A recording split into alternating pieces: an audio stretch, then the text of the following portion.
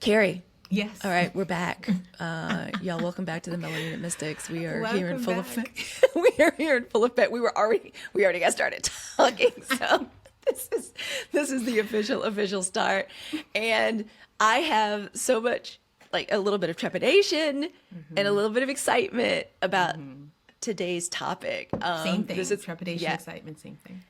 It's and I think the fact that we're both doing a lot of good work, we clearly are the mistresses of our modalities and are feeling secure in our spiritual walk, because this one hits different. I think that our topic today hits different for Black women. Carrie, tell us what we're tell the people what we are, these beautiful melanated mystics out here, what we're talking about today. All right. So today we're talking about what going no contact means for Black women, because it is a specifically different situation when we're talking about our community. So yeah, let's sit with that. I know there's probably some reactions. And it's different for us. We were just saying this hits very different. It's because it's almost as though it's almost, if we were to think of things as being taboo. Right. Yeah. You know, Cutting yourself off from your family, like there's so many who you think you are. Don't forget about I mean, literally, we're told our whole lives, especially if you're a striver, you're an achiever, you're a people pleaser as a child. Don't ever forget where you came from. That's right. Don't get too high. You forget who you are. And sometimes for your own mental health, peace of mind, and peace of spirit, we have to love from a distance. Or we have to learn how to unlove. We have to learn how to detach completely in order to be healthy and to be whole. So I'm glad we're talking about it. yes, going no contact for Black women. We were talking about earlier how that's different because Black women are often breadwinners. We're often the source of comfort, the source of things in the community and also in the family. And so going no contact from, say, our mothers, or going no contact from our family members, sometimes those people are living in your home, and sometimes, or you're living with them, Yeah. There's also socioeconomic things to talk about here, specifically when we're talking about Black women in the U.S. in particular. I think for me, the biggest taboo part of it that hits my heart is this idea of not giving access. That's something that, as a Black woman, can you still hear me? Oh, I can totally see you and hear you. I pressed mute because Josh and Reese are coming in and they were like bang, bang, bang. So I was like, oh Lord, let me just hit mute. So anyway, start your sentence. Over. Start your sentence right back over. Okay. All right.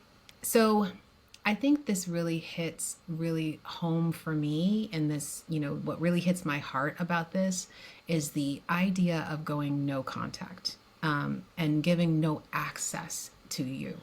Because I think as a Black woman, especially here in the US, that is really what we were brought here to do. If we're talking about Pan-African slave trade and all that business, was to give access to our bodies, access to our minds, access to our mysticism, access to us. Like, how dare you not give access? That's what you came here for. And so also in relationships, you are this being access to your partner, giving access to your children. Just, the whole idea of Big Mama is the center of a community. Why? Because she's what everything else comes from. You need something, you go to her. So the idea of being a Black woman who is not giving access feels like a betrayal, feels like an abandonment, right? What are they going to do without me? What are they going to do? Also, the idea that, going no contact is basically saying, I am putting myself before you. That's also a huge thing for Black women. It's like we are literally validated by how much we sacrifice and how much we give, right? So there's a lot there. Can I say something on that? Because it's literally on my heart. The thing that makes me so angry about that, like that actually kind of hurt a little bit when you said that, because it's such a contradiction. I feel like we're told all the time, girl, you got to put yourself first. Put yourself first over that man, over this, over that job. But when we put ourselves first, Oh, You know what that's she did? You know what she did? Can you even Like, believe that? Like, yes, yes. So anyway, and that's unfair. So that's all I wanted to say. Thank you for letting me. No, Say go that. interject anytime, because we feeling this today. Like, we might have some moments of just having to interject, because this is a healing for us as well. Having to confront these stigmas, and having to confront this, this is the way you're supposed to be in order to be accepted by your own people, so this is rough. And also, it's talking about mothers. Again, mothers in general, regardless of race, it's already taboo to talk about not talking to your mother. And I don't know how many times you bring something like that up, and someone on the bus, at the bus stop, stranger you don't even know, will talk to you and tell you, you don't want to do that, honey, because such and such and such and such, all up in your business. Why? Because Black women, everyone thinks they have access to us, right? So of course a stranger thinks they can just start talking to you about this stuff. For Black mothers and Black women separating from Black mothers, or just their mothers, it's double, because again, you had this this connection, this lineage. The girls of the family were often helpers, helping their mother be able to be a matriarch, or be able to be a provider, be able to just be, right.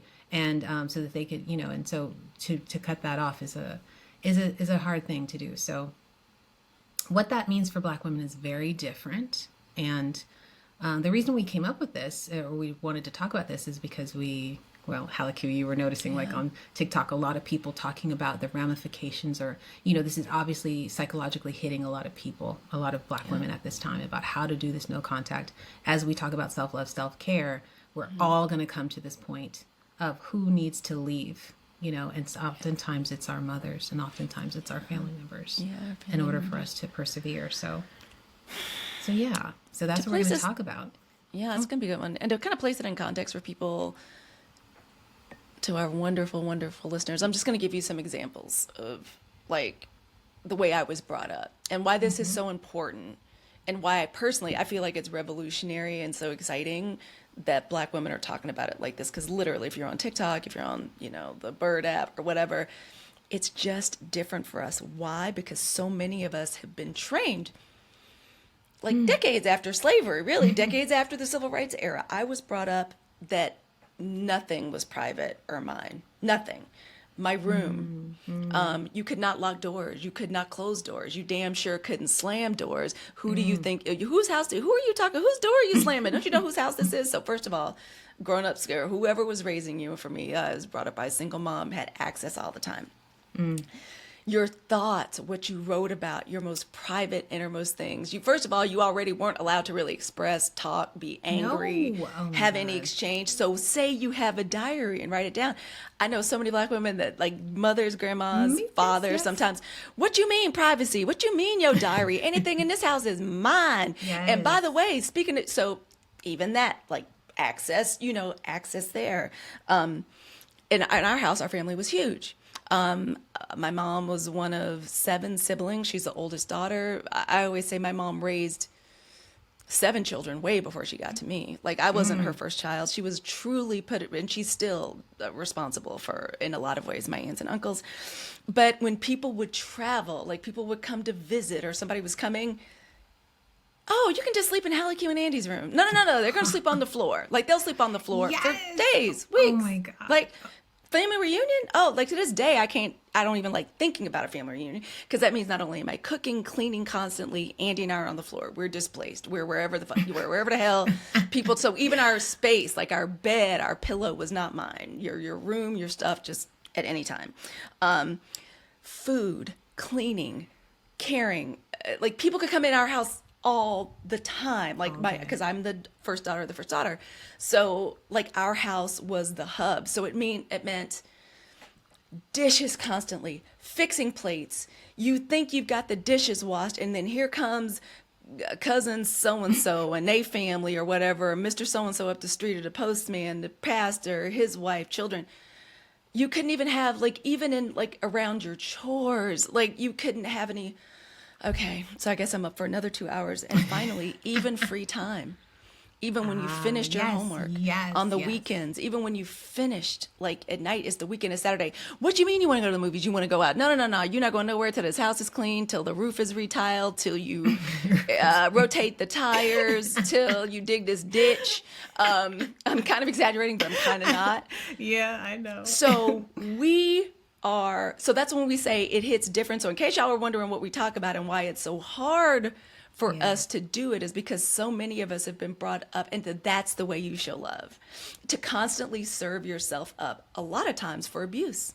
Like a lot of Right. times we're just taught to, even if this is hurting me, even if this is mentally abusive, it's emotionally abusive, financially abusive. Even I know women that were like raised, you were expected to do everything, and by the way, money, what allowance? Like, what are you talking about? Oh, but be fed, do your homework, all that. So I bring this up because, and the reason, so in case people are wondering, why is it different for black women? You know, because we don't know who's listening. Welcome. Yes. Well, first of Yeah. all, welcome. But that's why it's different. Because for a lot of us, especially if you're a daughter of the South, if you're the oldest daughter or just a daughter, that's the lot. Everyone has access to you all the time. And if even if you learn to have boundaries around your friend, your coworkers, whatever, your families, a lot of us are raised that, yeah, everybody No has boundaries. access to you whenever the hell it is they want. So that's why it's a little different for us. And I just want to Thank give some you. personal examples. Thank you. No, I feel you Since look, we're I was sharing. just making an assumption, that everybody got it, but you're right. Not everybody is going to understand why it's different. I think for me, I didn't grow up in a huge family like you did, and I was. It was just my older brother and myself, and we were raised by my mother and my stepdad. But the beginning, very early part of my life, it was just my mom. And one of the things that I think, because we didn't have people coming in and out of the house, because I didn't grow up in the South, and even though my mother's Southern, she was very secretive, and that is probably the way that this abuse mostly showed up, was keeping secrets, keeping appearances. That is about the daughter as well, right? Because boy's gonna go out there and mess up and do stuff, right? And nobody, he's not expected to not talk about her, to not mess up, right? The daughter is expected to not mess up, to often make up for the fact that the son messed up, right? And the keeper of secrets, the keeper of, we didn't have enough of this, or you don't let anybody know that this is going on over here, that this didn't, or this isn't happening, and it's so insidious, and it is a form of abuse too. But that you having that access, like you were saying, to your mind, to your time, to your space, Body, always. like, just You're the keeper of this. That's also access, giving access to you. Here's your chore, here's your thing. And I think that we don't understand the stress of being a Black woman and holding so much of this. So of course, at one point, you're going to have to break. Something's going to happen at a point in your life where you're going to have to say, this ends here, this ends with me, right? Now, in astrology, you can start to look at aspects that will point to when this time is, or if you even have that signature. Some people are like, but I had a wonderful childhood. And I'm like, well, you probably do. We all view it from the eyes of a child until we don't, right? Until something comes along that goes, wait, that didn't happen when I was a kid. Oh, I didn't get that. Oh, I'm seeing this now. I'm seeing this differently. Sometimes we have aspects already in our chart that point to that we are going to, at some point, need to go no contact, in order to survive, in order to continue to evolve as the souls that we came here to be.